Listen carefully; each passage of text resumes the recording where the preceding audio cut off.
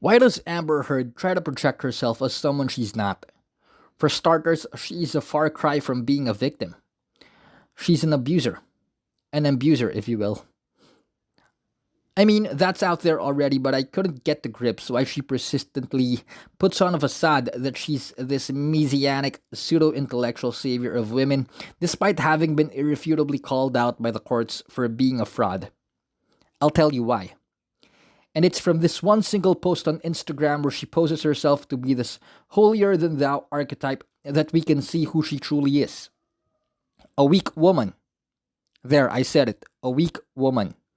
Because despite the power pose, despite the bullying, despite the shaming tactics, and despite all the crap she puts on other people, she is weak. From this post, we can see how she exalts herself as someone who is untouchable and high and mighty. But any woman, let alone any person who is actually strong, doesn't have to say they are strong.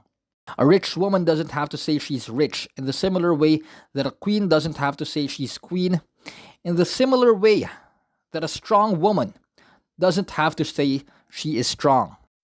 You simply are, based on the aura you emanate, and what Amber exudes is an aura as pungent as the foul odor of the turd she left on hers and Johnny's then marital bed.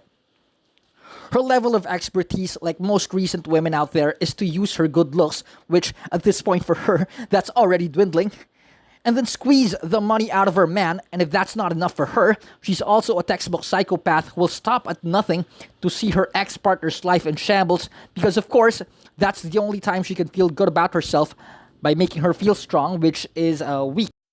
On a purely superficial level, that may look strong, but make no mistake, misery loves company.